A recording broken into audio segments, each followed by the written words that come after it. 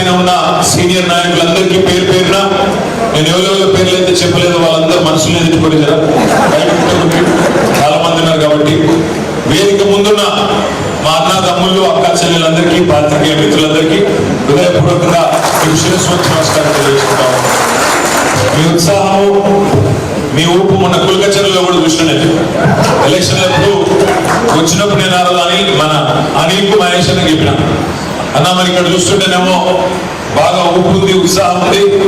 కేసీఆర్ గారు కూడా పరిగికి వచ్చినాడు, చాలా బాగుందని చెప్పినారు. తప్పకుండా మీరు గెలుస్తారు అనే విశ్వాసంతో మహేష్ రెడ్డి గారికి మీరు గెలుస్తున్నారన్నా అని చెప్పినారు. కానీ మరి మన కలుగు అప్పుడప్పుడు మననే మోసం చేసినాయి అనిపిస్తుంది. కులకచర్లో నేను చూసింది ఆ ఊపు, ఆ జోష్, ఆ పిల్లల్లో ఆ ఉత్సాహం నా కళ్ళతో నేను చూసినాను. నేను ఒక్కసారి చేయగలిగానంటే వాళ్ళు 2 సార్లు చేయగలిగాను అన్నారు. కానీ మరి డబ్బాలు తీసుకొస్తే మాత్రం మరి ఏమో జరిగింది. లాస్ట్ 3-4 రోజుల్లో అక్కడక్కడ ఏం జరిగిందో నాకంటే బాగా గ్రామాల్లో మీరే ఉంటారు కాబట్టి మీకే తెలుసు. కానీ ఏదో మనం బాధపడిపోయి ఇళ్లలోనే ఉండిపోయి నిరాశ నిస్పృహలో మునిగిపోయేంత గొప్ప దెబ్బ మనకు తగలేదు. ఎందుకంటే రాష్ట్రంలో 119 నియోజకవర్గాలు ఉంటే అందులో 3వ వంతు 39 సీట్లు ప్రజలు మనకి ఇచ్చినారు. ఇచ్చి మీరు ప్రతిపక్షంగా మీరు నిలబడండి, బలమైన ప్రతిపక్షంగా ఉండండి అని చెప్పి మనకు ఆశీర్వాదం ఇచ్చినారు. 39 సీట్లు అంటే తక్కువ సీట్లు ఏమి కాదు. మీ అందరికీ తెలుసు, చరిత్రలో చాలా సార్లు చూసినాం. ఒక గవర్నమెంట్ మీద కోపం వస్తే తీసి మరి ప్రతిపక్ష హోదా కూడా దక్కకుండా తీసి పారేసిన చరిత్ర కూడా చూసినాం. 1994లో ఆనాడు అప్పటి కాంగ్రెస్ ప్రభుత్వం మీద కోపం వచ్చి ఎన్టీ రామారావు గారిని తిరిగి గెలిపించుకుంటే ప్రజలు అప్పటి కాంగ్రెస్ పార్టీకి 294 సీట్లలో 10% కంటే తక్కువ, కేవలం 26 సీట్లు ఇచ్చి ప్రతిపక్ష హోదా కూడా లేకుండా పరిస్థితి కూడా మనమే చూసినాం. కానీ మన విషయంలో అంత నిర్దాక్షిణ్యంగా వ్యవహారం చేయలేదు. కేవలం కొన్ని కారణాల వల్ల అందులో కూడా 14 సీట్లు స్వల్ప తేడాతో కోల్పోయినాం. మనం ఎక్కువ ఓట్ల తేడా కాదు. 14 సీట్లలో 4,000-6,000 వేల ఓట్ల కంటే తక్కువ తేడాతో ఓడిపోయినాం. ఆ 14 సీట్లలో సగం కూడా మనకు వచ్చింటే, సగమన్న మనకు వచ్చింటే ఇవాళ పరిస్థితి వేరే ఉంటుండే. ఇక్కడ కూర్చొని మనం మాట్లాడుకునే ముచ్చట కూడా వేరే ఉంటుండే. అది మీకు తెలుసు, నాకు తెలుసు. ఈ సందర్భంగా నేను మీకు చేసే విజ్ఞప్తల్లో ఒకటే, తమ్ముళ్లకు, చెల్లెలకు, అన్నలకు, మా అక్కలకు అందరికీ చేసే విజ్ఞప్తి ఒకటి. మొన్న ఎన్నికల కంటే ముందు ఏం జరిగింది మన పార్టీలో అనేది కూడా ఒకసారి ఆలోచించుకోవాల్సిన అవసరం. 2001లో కేసీఆర్ గారు పార్టీ పెట్టినారు.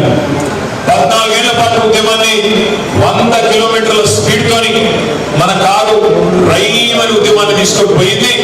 మళ్ళా 14లో తెలంగాణని తీసుకొని అదే కారులో విజయవంతంగా వచ్చినాం. వచ్చిన తర్వాత ప్రజలు ఆశీర్వదించి 10 ఏళ్ల పాటు కారు ఉరుకుమన్నారు. 100 కిలోమీటర్ల స్పీడ్ తో పరిగెట్టండి, అభివృద్ధి సంక్షేమం ఉరకాలంటే మళ్ళొక 10 ఏళ్ళు కారు రైమని ఉరికింది. మరి 24 ఏళ్ళు 100 కిలోమీటర్ల స్పీడ్ తో ఉరికితే అప్పుడప్పుడు సర్వీసింగ్ అవసరం పడుతుంది కదా. సర్వీసింగ్ నడుస్తుంది. ఏదో పెద్ద దెబ్బ కాదు, సర్వీసింగ్ పోయింది కారు. అంతే.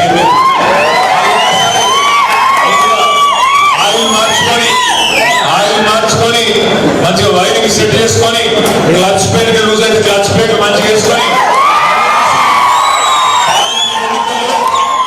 పార్లమెంట్ ఎన్నికల్లో మళ్ళా 10 కిలోమీటర్లు గట్టిగా తొక్కితే 100 కిలోమీటర్ల స్పీడ్ తో రంజిత్ రెడ్డి గారు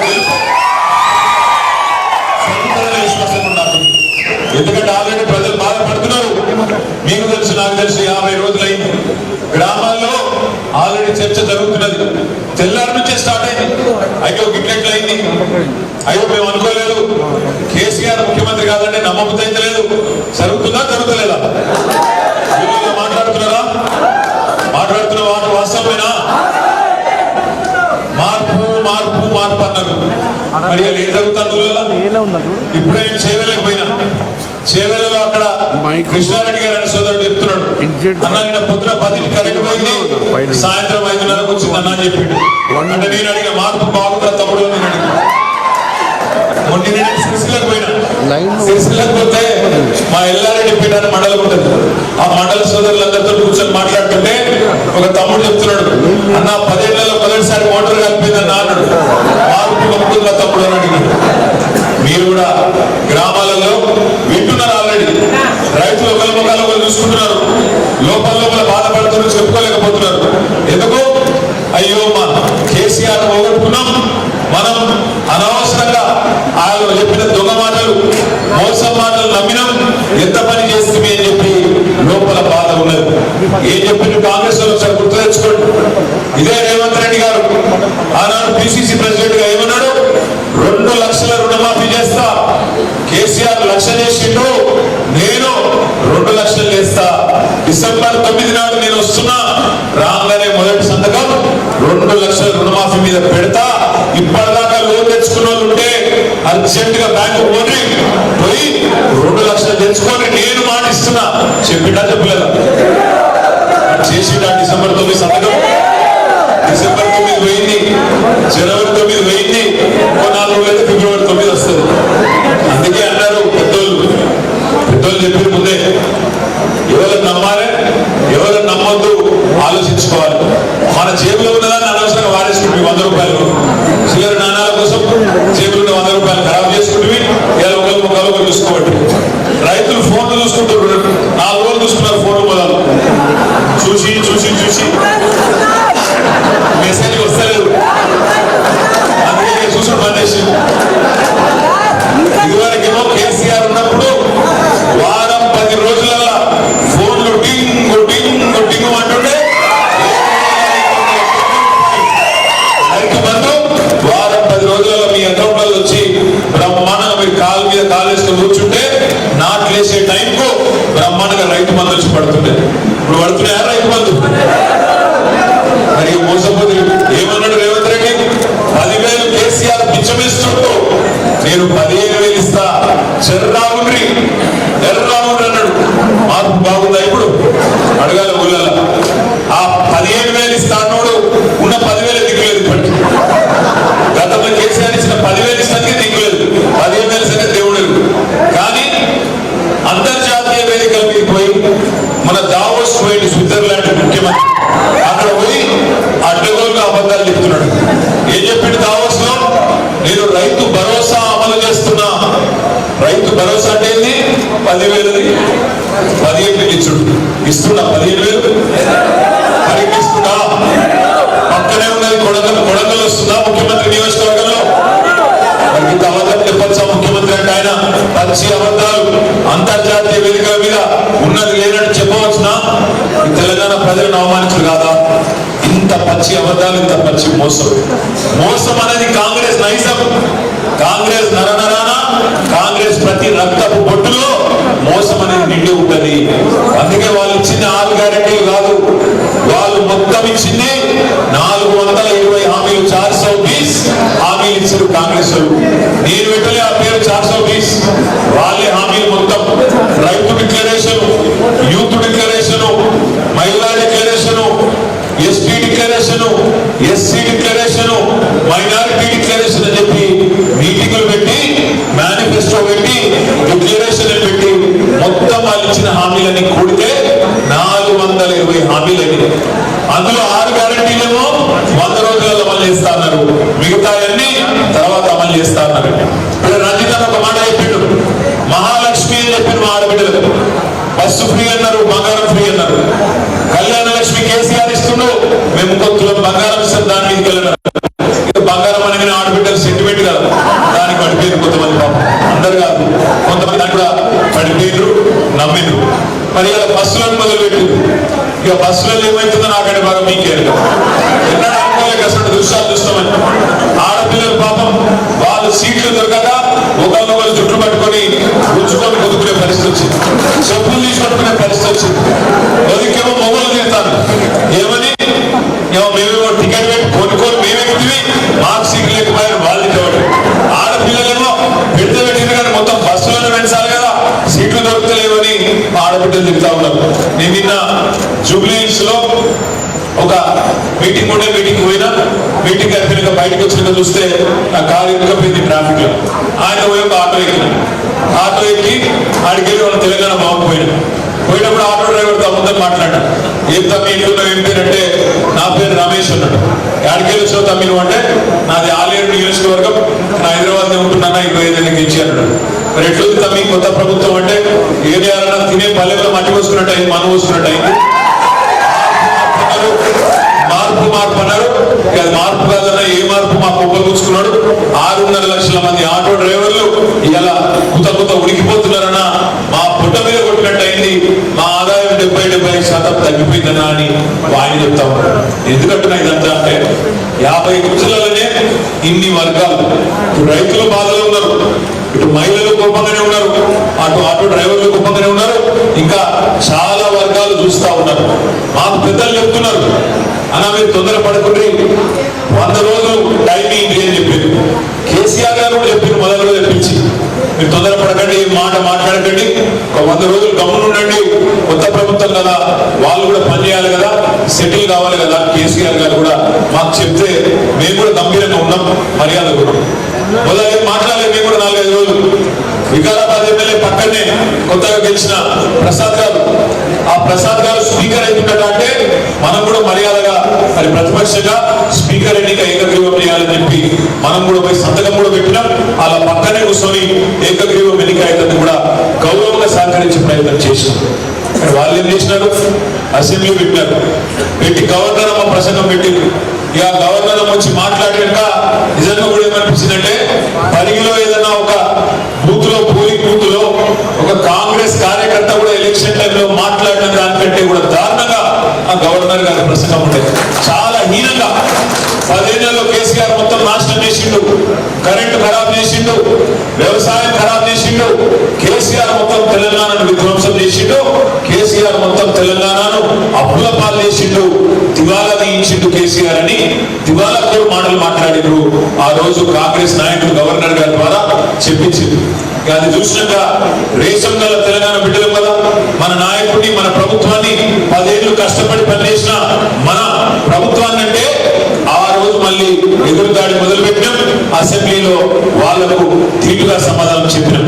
అసెంబ్లీ చూసినా మీరు బాగానే జరిగిందా? మరి ఒకటే మాట మీరు ఆలోచించు, అసెంబ్లీలో 39 మంది ఉన్నాం, ఒక బలమైన ప్రతిపక్షంగా మనం ఉన్నాం. అక్కడ కేసీఆర్ గారు పంపిన సైనికులు 3 మాట్లాడితేనే పాపం రేవంత్ రెడ్డి గారు తట్టుకోలేకపోతున్నాడు. ఇంకా కూర్చోనే లేదు, చదువుకోనే లేదు, ఇద్దరు వాయిస్తున్నారు, ఆటో చెప్ప ఇటో చెప్ప. మరి కేసీఆర్ పంపిన సైనికులు ఉంటేనే ఇట్లుంటే అసలు కమాండర్ కేసీఆర్ దిగుతే అందరినీ పైలో పోలేదు. సరే చిన్న స్పీడ్ బ్రేకర్ వచ్చింది, ఇప్పుడు ఒక స్లో అయింది కారు, సర్వీసింగ్ పోయింది, మళ్ళీ బయటకు వస్తుంది. వచ్చినాక రేపు పరిగిలో పార్లమెంట్ ఎలక్షన్ లో ఉరుకులు పెట్టాలి. తప్పకుండా రంజిత్ అన్నను బ్రహ్మాండమైన మెజారిటీతో మన మహేష్ రెడ్డి గారిని వాళ్ళు ఏదైతే ఊడగొట్టిండ్రో దానికి ప్రతీకారం పార్లమెంట్ లోనే మనం తీర్చుకోవాలి. తప్పకుండా పోవాలి, ప్రతి ఇంటికి పోవాలి. మా ఆడపిల్లలకి నేను విజ్ఞప్తి చేస్తా ఉన్నాం. ఏమన్నారు వాళ్ళు కాంగ్రెస్ వాళ్ళు, నెలకు 2500 ఇస్తాం ప్రతి మహిళకు అని గ్యారంటీ కార్డు ఇచ్చింది. మరి ఇలా రాష్ట్రంలో మహిళలు ఎంతమందిలో రెక్కినా 18 ఏళ్ళు నిండిన ఆడబిడ్డలు 1,57,00,000 మంది ఉన్నారు. 1,57,00,000 మంది తప్పకుండా ప్రతి మహిళకు తప్పకుండా వాళ్ళు 2,500 ఇచ్చేదాకా వాళ్ళ తరఫున మనం కొట్లాడాలని చెప్పి నేను మీ అందరికి విజ్ఞప్తిస్తా ఉన్నాను. 1,57,00,000 మందికి ఇయ్యము. మీ ఇంట్లో టీవీ ఉంటే కట్టింగ్, మీ ఇంట్లో ఫ్రిడ్జ్ ఉంటే కట్ చేస్తాము, మీ ఇంట్లో కారు ఉంటే కట్ చేస్తాము, ట్రాక్టర్ ఉంటే కట్ చేస్తామంటే ఊకోవద్దు, అడగాలి. ఇవన్నీ ముందెందుకు చెప్పలే? గ్యారెంటీ కార్డు ఇచ్చేటప్పుడు ముందెందుకు చెప్పలే? ఆ రోజేమో ప్రతి మహిళ అన్నాం, ఇవాళ కట్టింగ్ పెడతావా అని చెప్పి వాళ్ళ తోకలు కట్టింగ్ పెట్టాలని మాట కూడా ఇలా సిగ్గు లేకుండా రైతు బంధు పడతలేదు. మరి రైతులు బాధపడుతుంటే నిన్న ముఖ్యమంత్రి గారు ఆయన కేబినెట్ సహచరులు కొంతమంది పోయి కాంట్రాక్టర్ల మీటింగ్ పెట్టింది. కాంట్రాక్టర్ల మీటింగ్ పెట్టాలని చెప్తారు. కాంట్రాక్టర్లకు బిల్లులు బకాయిలు ఉన్నాం, మీకు మేమిస్తాం, భయపడకండి. ఎందుకు? కాంట్రాక్టర్లకు పైసలు ఇస్తున్నారు, కమిషన్ ఇవ్వడం వాళ్ళు ఇద్దరు ఎలక్షన్ కంటే వాళ్ళ బాధ. అదే రైతులతో మీటింగ్ ఉండాలి, రైతులతో మీటింగ్ ఉండాలి. రైతు బంధు పడతలేదని రైతులు బాధపడుతుంటే, నాటేసే టైం దాటిపోయిందని రైతులు బాధపడుతుంటే భరోసా ఇచ్చేటోడు లేడు. నిన్నగానమున్న కోమటిరెడ్డి వెంకటరెడ్డి గారు మంత్రి గారిని ఒక విలేకరు అడిగాడు, సార్ మరి రైతులు బాధపడుతున్నారు, రైతు బంధు పడలేదని ఏమంటారు మీరు అంటే, రైతు బంధు పడలేదన్నులను చెప్పుతోని కొట్టండి అంటాడు కోమటిరెడ్డి వెంకటరెడ్డి. ఈ అహంకారం కోసం, ఈ చెప్పు దెబ్బల కోసమా మనం ఇవాళ వీళ్ళని ఎన్నుకున్నది? ఆలోచించండి. మరి రైతు బంధు పడలేదు అంటేనే చెప్పుతో కొట్టమంటే, మరి డిసెంబర్ 9 నాడు 2 లక్షల రుణాలు మాఫీ చేస్తా అన్నులను, 10,000 కాదు 15,000 ఇస్తా అన్నులను, అంతర్జాతీయ వేదికల మీద అబద్ధాలు చెబుతున్నలను చెప్పుతో కొడదామా, ఓటుతో కొడదామా ఆలోచించమని చెప్పి నేను కొడతా ఉన్నా. రేపు పార్లమెంట్ ఎన్నికల్లో ఈ కాంగ్రెస్ పార్టీని ఓటుతో కొట్టి, ఓటుతో వేటేసి తప్పకుండా తిరుగులేని సమాధానం చెప్పాలి వాళ్ళ అహంకారాన్ని. ఏమేమి మాట్లాడుతున్నారండి?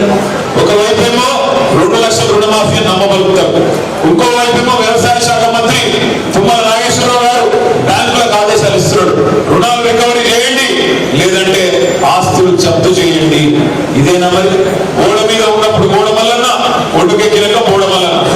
ఓడ మీద ఉన్నంతసేపేమో మంచిగా ఎలక్షన్ లో ఓట్ల కోసం మాత్రం తీయటి మాటలు చెప్పినారు. ఇవాళ మాత్రం రుణాలు రికవరీ చేయండి, రుణమాఫీ తర్వాత దశల వారీగా చేస్తాం అని డైలాగ్ కొడుతున్నారు. అందుకే నేను అంటున్న మోసం కాంగ్రెస్ నైజం గుర్తుపెట్టుకోండి. ఒక్క మహిళల్నే కాదు, ఒక్క రైతుల్నే కాదు, తెలంగాణలోని సంపన్న వర్గాలకు మోసం చేసినారు. మా మైనారిటీ సోదరులు చెప్పినారు, ఏమన్నారు? బీఆర్ఎస్ బీజేపీ ఒకటే, వీళ్ళిద్దరు కలిసిపోయి ఉన్నారు, వీళ్ళిద్దరు అలైబలై చేసుకున్నారు, అందుకే మీరు మైనారిటీలు నమ్మొద్దు అని దొంగ మాటలు చెప్పింది. నేను అడుగుతా ఉన్న తమ్ముళ్ళు, నేను అడుగుతున్న చెల్లెలు, మీరు చెప్పాలన్నా, మొన్న జరిగిన శాసనసభ ఎన్నికల్లో, మొన్న జరిగిన అసెంబ్లీ ఎలక్షన్ లో బండి సంజయ్ ఓడగొట్టింది ఏ పార్టీ? బీఆర్ఎస్. బండి సంజయ్ ఓడగొట్టింది ఏ పార్టీ? ధర్మపురి అరవింద్లోనే బీజేపీ ఆయన ఓడగొట్టింది ఏ పార్టీ? ఈటెల రాజేందర్ ఓడగొట్టింది ఏ పార్టీ? రఘునందన్ రావు ఓడగొట్టింది ఏ పార్టీ? సోయం బాబురావు ఓడగొట్టింది ఏ పార్టీ? 5-6 తీస్మార్కాలని బీజేపీలో చెప్పుకున్న వాళ్ళందరినీ ఓడగొట్టింది మనమే కదా. మరి మనకు వాళ్ళకు పుట్టకుండా నాకు అర్థం కాదు. వాళ్ళేమో ఓడగొట్టే తెలియలేదు కాంగ్రెస్ లో, వాళ్ళ మీద సరైన క్యాండిడేట్లను పెట్టారు, మళ్ళీ వాళ్ళు లోపల లోపాయికారి ఒప్పందాలు కుదుర్చుకుంటారు. ఇవాళ చూడండి, ఎవరితో కలిసినారో ఆలోచించండి. వాళ్ళు ఏమంటారు? మాట్లాడితే మీ ఆడబిడ్డను అరెస్ట్ చేయలే, కవితను అరెస్ట్ చేయలే, కాబట్టి వీళ్ళు వాళ్ళు ఒకటే అని మాట్లాడతారు. నేను ఒకటే అడుగుతున్నా, నిజంగా మనకు వాళ్ళకి ఏమైనా అండర్స్టాండింగ్ ఉంటే, వాళ్ళకి మనకి ఏమైనా పొత్తుంటే అసలు కేసు పెట్టుకుని అమ్మలో కేసు ఉంటుండేనా అసలు? అయినా కవిత పోయి సుప్రీంకోర్టు పోయి స్టే తెచ్చుకున్నది నవంబర్ 22 దాకా. కానీ ఏం జరిగింది? నిజాం గడప దాటే లోపల అవతం ఊరంతా తిరిగి వచ్చింది. వాడెవడో ముళ్ళన్నా, వీడెవడో పుల్లన్నా యూట్యూబ్ లో చెప్పాలి, అవి మనం కూడా చూడాలి, నమ్మాలి, బట్టలు వస్తాలి, అవి నమ్మి ఆగుతావాలి. ఒకసారి ఆలోచించండి, 1,60,083 మంది యువకులకు ప్రభుత్వ ఉద్యోగాలు ఇచ్చిన ప్రభుత్వం మనది. భారతదేశంలో గత 10 ఏళ్లలో ఇంత పెద్ద ఎత్తున యువకులకు ఉద్యోగాలు లేదు. కానీ ఏం చెప్పారు? మన గిరిజన తాండాలలో లంబాడ సోదరులకు ఏం చెప్పిన వచ్చి ఎక్కడ ఉద్యోగాలు లేవు, పిల్లల ఉద్యోగాలు లేవు, మనకంటే ఉద్యోగాలు ఇచ్చిన ఒక్క రాష్ట్రం చెప్పు అని చెప్పి రాహుల్ గాంధీ నడితే సమాధానం చెప్పాడు, మోడీ నడితే సమాధానం చెప్పాడు. ఎందుకంటే వాళ్ళకి తెలుసు ఇంతకంటే ఎక్కువ ఉద్యోగాలు ఇచ్చిన రాష్ట్రం భారతదేశంలో ఎక్కడా లేదు. కానీ వచ్చిండ్రు, తాండాలకు వచ్చి పిల్లల్ని ఎంత ఖరాబ్ చేసి కేసీఆర్ ఉద్యోగాలు ఇస్తలేడు, గిరిజనులకు అన్యాయం చేస్తున్నాడు. మనం తాండాలు పంచాయతీలు చేసింది ఎక్కడికో పోయింది, 6% రిజర్వేషన్ 10% చేసింది ఎక్కడికో పోయింది, పోడు భూములకు పట్టాలు ఇచ్చింది ఎక్కడికో పోయింది, 3 ఫేజ్ కరెంట్ ఇచ్చింది ఎక్కడికో పోయింది, మంచిగా సేవాలాలు జయంతిని అధికారికంగా చేసింది ఎక్కడికో పోయింది. ఇవన్నీ ఎక్కడికో పోయి ఇలాంటి పచ్చి అబద్ధాలు వాడెవడో యూట్యూబ్ లో వెదవ చెప్తే ఆ దాన్ని పట్టుకొని ఇవాళ మొత్తం ఆగమాగం చేసే పరిస్థితి. ఇంకొక మాట మీరు చూడండి, ఇదే కాంగ్రెస్ పార్టీ ఎలక్షన్లకు ముంగట ఏమన్నది? అదానీ దొంగ, అదానీ దుర్మార్గుడు, అదానీ అవినీతి పరుడు, అదానీ ప్రధాని వేరు కాదు, డబుల్ ఇంజన్ అంటేనే అదానీ ప్రధాని అని చెప్పి రేవంత్ రెడ్డి మాట్లాడాడు. అదేవిధంగా రాహుల్ గాంధీ మాట్లాడాడు. ఇక్కడ రాహుల్ గాంధీ ఏమో అదానీ చెప్తాడు, అక్కడ రేవంత్ రెడ్డి ఏమో స్విట్జర్లాండ్ పోయి అక్కడ చలి బాగుందని చెప్పి అదానీ గట్టిగా కౌలించుకొని 12,000 కోట్ల ఒప్పందం కుదుర్చుకున్నా అని సిగ్గు లేకుండా ఇలా ఒక్కోవైపు వాళ్ళ నాటకాలు. ఎవరితో కలిసి ఉన్నారు? అదానీ దొంగనా దొంగగా చెప్పుని పని. రాహుల్ గాంధీ దొంగ అంటాడు, రేవంత్ రెడ్డి పోయి ఆయనతో అలా బలై చేస్తుంటాడు. ఎవరితో మ్యాచ్ ఫిక్సింగ్ చేస్తున్నారు? కాంగ్రెస్ బీజేపీ మంచి కనబడతలేదా మనకు అండర్స్టాండింగ్? ఇంకొక మాట, ఇక్కడ మీ పూడూరులో ఇప్పుడే ఆ పోరాట సమితి వాళ్ళు వచ్చి ఒక విజ్ఞప్తి ఇచ్చినారు. మా పూడూరులో 12 లక్షల చెట్లు తీసేస్తారట. 3000 ఎకరాల అడవిని నాశనం చేసి అక్కడ రాడార్ అనేది పెడతారట. దీనివల్ల అక్కడ ఉండే పర్యావరణం దెబ్బతింటది, దీనివల్ల అక్కడ ఉండే పక్షులు దెబ్బతింటాయి, ప్రాణులు దెబ్బతింటాయి, అక్కడ రేడియేషన్ వల్ల జీవ వైవిధ్యం మొత్తం దెబ్బతింటది. అది వద్దు అనే మాట ఇలా ఇక్కడ వాళ్ళు చెప్తా ఉన్నారు. అది మాకు తెలుసు కాబట్టి గత 10 ఏళ్ళుగా దానికి కానియలేదు. అది తెలుసు. పురుడుకు నష్టమవుతుంది, పరిగికి నష్టమవుతుంది, వికారాబాద్ జిల్లాకు నష్టమవుతుందనే మనం ఆ పని కానియలేదు. కానీ ఇలా వీళ్ళు రాగానే 10 రోజుల్లోనే ఆగమాగం 12 లక్షల చెట్లు కొట్టేసే ప్రాజెక్టుకు వీళ్ళు జెండా ఊపితే మరి ఇక్కడ పోయిన పర్యావరణవేత్తలు ప్రశ్నించే గొంతులు నేను అడుగుతా ఉన్నాను. ఆనాడు రంజిత్ రెడ్డి గారి చొరవతో చేవెళ్ళ నుంచి ఇక్కడికి వచ్చే మరి జాతీయ రహదారిని విస్తరిద్దామంటే కొన్ని పెద్ద పెద్ద చెట్లు పోతున్నాయి అని చెప్పి కోర్టుకు పోయి కొట్లాడి కొంతమంది. ఆ పెద్ద పెద్ద మర్రి చెట్లు పోతున్నాయని కోర్టుకు పోయి దాన్ని చాలా రోజులు ఆపి నేను అడుగుతున్నా, కొన్ని 100ల చెట్లు పోతుంటేనే ఆగమాగం చేసిందే. 12 లక్షల చెట్లు పోతుంటే ఎక్కడికి పోయి నీ గొంతులు ప్రశ్నించే గొంతులు అని నేను అడుగుతా. 12 లక్షల చెట్లు పోతుంటే ఎక్కడైతే ఈసా ఉంటుందో, ఎక్కడైతే మూసా ఉంటుందో, ఈ రెండు కలిసి మూసి అవుతుందో కిందికి పోయి అట్లాంటి అద్భుతమైన ప్రాంతం మన ప్రాంతం, మన వికారాబాద్ జిల్లా. మన వికారాబాద్లే మూసి ఇటుకెళ్ళి బయలుదేరుతుంది. మరి అట్లా మొత్తం పర్యావరణం దెబ్బతింటే అడవులన్నీ పోతే రేపు వర్షాలు పడతాయా? మూసీకి నీటి చుక్క వస్తుందా? ఈ ప్రాంతంలో వ్యవసాయానికి మనుగడ ఉంటుందా? ఆ రేడియేషన్ తోని నష్టం జరుగుతుందని చెప్తున్నారు. ఇవన్నీ తెలుసా ఈ ప్రభుత్వానికి? తెలిసి ఒప్పుకున్నారా, తెలియక ఒప్పుకున్నారా నేను అడుగుతా ఉన్నా. ప్రజాభిప్రాయ సేకరణ మళ్ళా చేయాల్సిన అవసరం లేదా? ఎప్పుడో 10 ఏళ్ల కింద సాటుకు మాట చేసిన ప్రజాభిప్రాయ సేకరణ ఇప్పటికి కూడా అదే కరెక్టా నేను అడుగుతా ఉన్నా. దయచేసి ఆలోచించండి. నేను ఈ ప్రభుత్వానికి డిమాండ్ చేస్తా ఉన్నా, పరిగి వేదికగా మీరు ముందు పరిగిలో ఒక బహిరంగ సభ పెట్టండి, బహిరంగంగా ఒప్పుకోండి, చెప్పండి 12 లక్షల చెట్లు ఎందుకు కొట్టేస్తున్నారో చెప్పండి. 3000 ఎకరాల అటవీ భూమిని తీసుకోవడం వల్ల ఈ ప్రాంత ప్రజలకు మీరు ఇచ్చే ఉద్యోగాలు ఎన్ని చెప్పండి. ఏదో చెప్తున్నారంటే ఉద్యోగాలు ఇస్తామని నేను మీకు ఇవాళ చెప్తా ఉన్నా. అక్కడ వచ్చే ఉద్యోగాలలో వస్తే ఇస్తే మనలకు చెప్పరాసి ఉద్యోగాలు వస్తాయి తప్ప వేరే ఉద్యోగాలు మనలకు రావు. ఎవరికో వచ్చే వేడికలు వచ్చి తీసుకుంటారు తప్ప మనకి రాదు. ఉన్న అడవి పోతుంది, ఉన్న చెట్లు పోతాయి, ఉన్న పర్యావరణం పోతుంది, మీదికి రేడియేషన్ సమస్య వస్తుంది తప్ప దానివల్ల లాభం లేదు. అందుకే 10 ఏళ్ళు తెలుసు కాబట్టి మన ప్రభుత్వం ఉన్నప్పుడు వీళ్ళని రానియలేదు. అది వెరీ లో ఫ్రీక్వెన్సీ అంటారు, ఆ నేవీ రేడార్ వ్యవస్థ VLF అంటారు. దాన్ని వీళ్ళు తీసుకొచ్చి తెలిసి తెలియక ఇష్టం వచ్చినట్టు చేస్తుంటే ప్రధాన ప్రతిపక్షంగా మేము చూస్తా ఊరుకోము. తప్పకుండా ఇప్పుడే ఇక్కడ ప్రజా సంఘాల నాయకులు ఎవరైతే వచ్చినారో, ఎవరైతే ముందుకొచ్చి పోరాటం చేస్తున్నారో వాళ్ళని అభినందిస్తూ వాళ్ళకు అండగా BRS పార్టీ ఉంటుంది అనే మాట కూడా మీ ద్వారా నేను తెలియజేస్తా ఉన్నాను. ప్రజలను చైతన్యవంతులు చేద్దాం, చెప్దాం ఏది మంచి ఏది చెడు వాళ్ళకి చెప్పే ప్రయత్నం చేద్దాం. మనం కూడా పరిశ్రమలు తెచ్చినప్పుడు మనం పర్యావరణ హితంగా ఉండే పరిశ్రమలు తీసుకొచ్చినాం. ఎక్కడ కూడా పర్యావరణానికి నష్టం చేయాలా, ప్రజలు నష్టపోవాలని చూడలేదు. అందుకే నేను మిమ్మల్ని కోరుతా ఉన్నాను, రేపటి రోజున పరిగిలో బలమైన ప్రతిపక్షంగా మహేష్ రెడ్డి గారి నాయకత్వంలో, అనిల్ రెడ్డి గారి నాయకత్వంలో, వేదిక మీద కూర్చున్న మీ అందరి సమిష్టి నాయకత్వంలో భయపడకుండా ముందుకు పోదాం. పక్కనే కొడంగల్ ఉన్నది, చూద్దాం. కరెంటు కోతలు చాలా అయితే ఇప్పటికే చాలా అయినాయి, కొన్ని చోట్ల ఇంకా కొన్ని చోట్ల చాలా అయితే. ఎరువుల దుకాణాల ముందు, విత్తనాల దుకాణాల ముందు లైన్లు కనబడుతూనే ఉన్నాయి. పెన్షన్లు ఏం చెప్పినాడు, మనం 200 పెన్షన్ 2000 చేసినాం కాబట్టి ఇంట్లో భార్యకో భర్తకో ఒకటికే ఇస్తామని మనం చెప్పినాం. ఎందుకంటే ఎట్లాగో 10 రెట్లు పెంచినాం కాబట్టి ఇద్దరికి ఇచ్చినట్టే లెక్క మనం. అంటే ఆ రోజు కాంగ్రెస్ వాళ్ళు అన్నారు అట్లా ఎట్లా కుదురుతుంది, ఇద్దరికి ఇవ్వాలి, భార్యకి ఇవ్వాలి, భర్తకి ఇవ్వాలి అన్నారు. 4000 ఇస్తామన్నారు. రేపు ఇవ్వకపోతే ఊరుకుందామా? ఊరుకుడు కాదు, ఇయ్యకపోయి అది తప్పాలి. అందుకే నేను మిమ్మల్ని అంటున్నా, మీ అందరినీ కొడుతున్నా, ఎక్కువ కాలం ఏం పట్టది, ఎక్కువ టైం ఏం పట్టది. మీరు గట్టిగా ఉంటే, మీరు కసిగా నిలబడితే ఎక్కువ సమయం ఏం పట్టది. ఈ ప్రభుత్వం మనకు 5 ఏళ్ళు ప్రభుత్వంకి ప్రజలు అవకాశం ఇచ్చింది. మరి 5 ఏళ్ళు నిలుపుకుంటారా, మధ్యలో మాయమవుతారా, ప్రజల ఆగ్రహానికి గురవుతారా? నాకైతే ఎందుకంటే మీరు చూస్తున్నారు ఇట్లా చాలా మంది పెద్ద పెద్ద మాటలు మాట్లాడడం చాలా మంది వచ్చిపోయినారు. రేవంత్ రెడ్డి అంటుండు 100 మీటర్ల లోపల పొంగ పెడతాడు మనం. మీటర్లు. రేవంత్ రెడ్డి గారికి నేను చెప్తున్నా, నీకంటే ముందు చాలా మంది తీసి మార్గాలు వచ్చారు, చాలా మందికి ఇట్లనే మాట్లాడారు, తొక్కేస్తాం, చిదిమేస్తాం, సంపేస్తాం అన్నారు. ఆ తీసి మార్గాలతోనే కాదు, ఇలాంటి బుడ్రకాలతో 100 మీటర్ల లోపల పొంద పెడతా అంటున్నావు కదా, 3 ఫీట్లు కూడా లేవు, నువ్వేడ పొంద కాదు, మీ అయ్యతో కూడా కాదు, ఎవరితో కాదు, ఈ గులాబీ జెండాను పొందబెట్టు. ఈ గులాబీ జెండా ప్రజల గొంతు. రేపు రంజిత్ రెడ్డి పార్లమెంట్ లో ఉంటే బ్రహ్మాండంగా మన తరఫున అక్కడ కొట్లాడతాడు, మాట్లాడతాడు. ఈ నేవీ రేడార్ లాంటి ప్రాజెక్ట్ తీసుకొచ్చినప్పుడు గట్టిగా ప్రశ్నిస్తాడు. బీజేపీ పంపితే ఒక గొర్రెలాగా పోయి కూర్చుండు తప్ప వాళ్ళతో అయ్యేదేం లేదు. ఇక 100 గొర్రెలు ఇంకో గొర్రె అంటే పోయి కూర్చోవాలి, ఇవ్వాలి, బయట ఉంటే బయట, ఉంటో అంటే ఉంటో, డిస్కో అంటే డిస్కో, ఉసుకో అంటే ఉసుకో.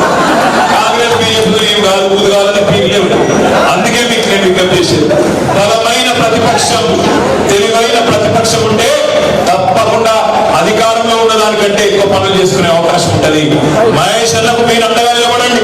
ఎందుకంటే ఈ సంవత్సరం మొత్తంలో ఒక పార్లమెంట్ ఎలక్షనే కాదు, తర్వాత వరుసగా మీ ఎలక్షన్లు ఉన్నాయి. సర్పంచ్ ఎలక్షన్ ఉంది, ఎంపీటీసీ ఎలక్షన్ ఉంది, జెడ్పీటీసీ ఉంది, మున్సిపాలిటీ ఎలక్షన్ ఉంది, సొసైటీ ఎలక్షన్ ఉంది. 2024 మొత్తం ఎలక్షన్లు ఉన్నాయి. మీరు మొన్న అసెంబ్లీలో మహేష్ అన్న కోసం కొట్లాడు, రేపు పార్లమెంట్ లో రంజిత్ కోసం కష్టపడతారు. వాళ్ళిద్దరూ మేమందరం కలిసి మిమ్మల్ని గెలిపించేందుకు మీకోసం మీరు గుర్తుపెట్టుకోండి ఒక మాట, పార్లమెంట్ లోనే పునర్దేశించుకోవాలి. ఎక్కడ కోల్పోయామో అక్కడనే ఎత్తుకోవాలి. పనికిలో మన అసెంబ్లీలో మోసం జరిగింది, పార్లమెంట్ లో దాన్ని సరి చేసుకోవాలి. ఏ బూత్ లో మనం తక్కువ వచ్చింది అక్కడనే కూర్చోవాలి. ఏ వర్గం మనకు దూరమైందో వాళ్ళ దగ్గర పోయి అడగాలి, ఎందుకు తమ్మి అని. రైతులు ఎవరైనా తప్పని ఆశపడితే, ఇప్పుడు బాధలో ఉంటే వాళ్ళ దగ్గర పోయి పలకరించాలి. ఏ కాలన్నా మొన్న జరిగిన మోసం ఓకే, కానీ ఇప్పుడు ఒక 12 మంది బీఆర్ఎస్ ఎంపీలను గెలిపించి మీరు ఢిల్లీకి పంపిస్తే 2 జాతీయ పార్టీలకు వణుకుడుతుంది.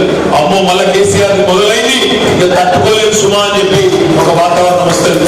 ఇవాళ గ్రామాల్లో కేసీఆర్ లేడు ముఖ్యమంత్రిగా అనే విషయాన్ని చాలా మంది జీర్ణం చేసుకోలేకుంటున్నారు, చాలా మంది బాధపడుతున్నారు. వాళ్ళందరి దగ్గరికి పోదాం, వాళ్ళని కలుద్దాం.